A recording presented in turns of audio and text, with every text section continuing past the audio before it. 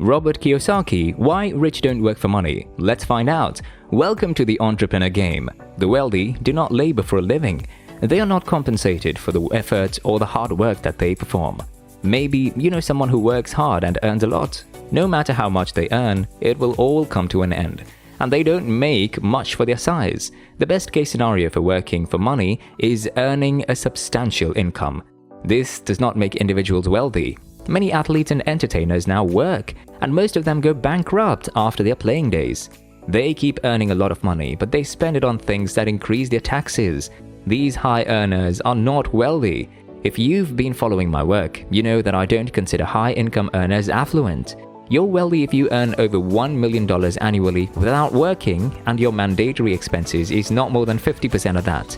Income is not a reward for work done, but it's a system meant to earn money while you sleep. If you can't sleep, you'll be forced to work as a mule until you die. Work should be fun, but money is another story. The hardest workers often have the least money, and you will never amass a substantial sum of money if you feel you must work to earn money. Work for free and solve problems.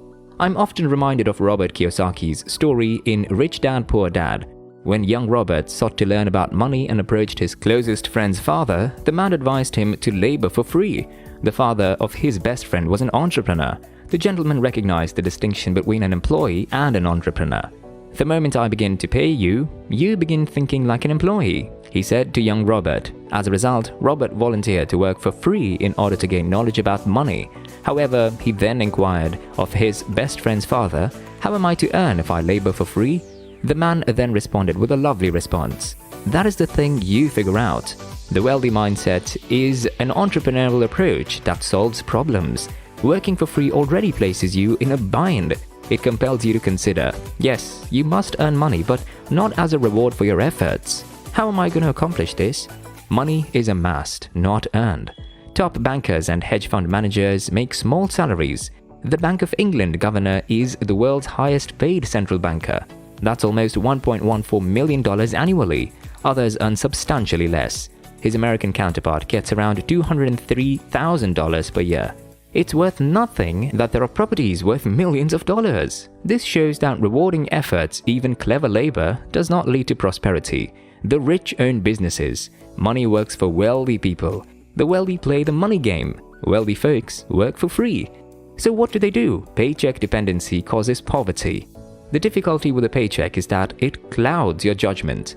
Earnings confine people psychologically.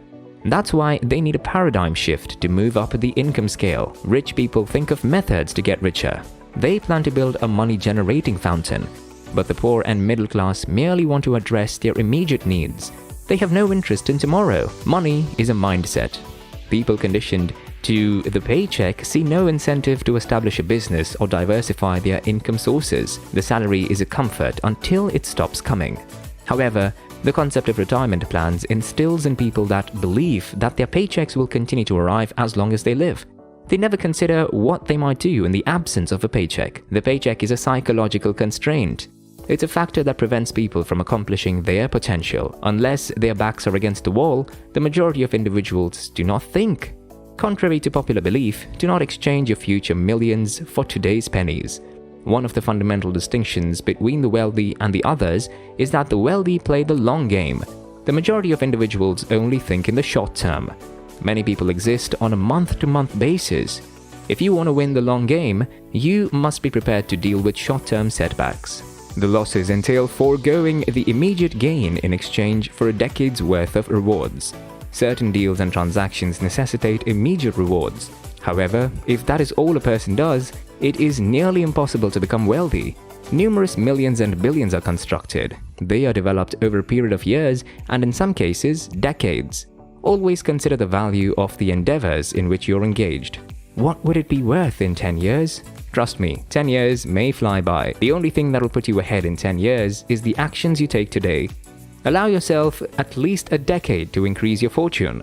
Don't squander all of your potential opportunities. Avoid exchanging your future millions for a few dollars today. Keep your sight fixed on the colossal wave.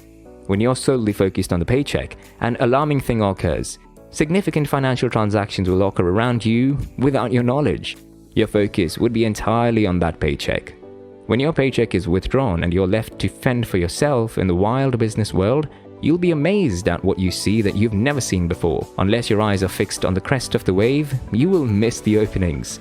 If all you care about is the return for your labor, you will never get wealthy. The wealthy learn to divert their attention away from their pay. If your attention is focused exclusively on the compensation, you will miss the overall picture. Without a broad perspective, you will overlook obvious chances. Consider two construction workers who were hired to work on a big resort in a typical town. One's salary is determined by the amount he makes per day from his job. The other is contemplating the changes that will occur in the community in 2 years when the resort is completed. One employee is considering ways in which the construction company may enhance his pay. However, the other worker is considering how he may benefit from the changes brought about by the resort. This second worker, who is considering the future, will devise a strategy for acquiring adjacent territories. He will even approach large corporations about becoming their official partner in a tiny town for the purpose of selling their products. There are an infinite number of things he can do. 10 years after the resort's development began, the first worker is looking for work with another construction business. Meanwhile, the second worker is a prominent businessman in the now large town that was formerly little. Maintain an eye on the big picture, determine the truth, and amass wealth. Real estate investing is all about location, location, and location. It's all about the position. Your position dictates a lot. People will only give you what you seem capable of managing. Your position also determines the level of care given to your proposal. It is often wise to take the highest position. Positioning is a commercial secret. I've seen two workers do the same job and one gets paid twice as much as the other. Interestingly, both are female. The double-paid employee was a seasoned pro, while the other one was a recent grad. Their ages were nearly identical. Positioning isn't just about appearances. It appears in the people, things, and places that you choose to associate with. Develop your ability to market. To get affluent, you must learn to market. Nobody wants to be an entrepreneur, but you must be able to market yourself. Selling is all about persuasion. Selling takes faith in your product. Selling is about inspiring others to buy in your presence. People will find a way to get something they really want. Most people think selling is all about selling. In reality, selling is all about mastering the buying process. Consider the case below. A young father enters a music store. "What musical instrument is your youngster studying?" asks a seasoned marketer. That one inquiry did the job. In rare cases, the young father will refuse to buy something. People like buying but hate being sold. So if you don't know how to sell, you should. My affluent friends can all sell. This seems to be their only point of agreement, aside from money. The wealthy do not work. Instead, they see the bigger picture and plan accordingly. If you haven't arrived yet, ask yourself, what's the bigger context here? And how do I get a piece of that? I hope you learned something from this video. Thanks for watching, and we'll see you guys soon.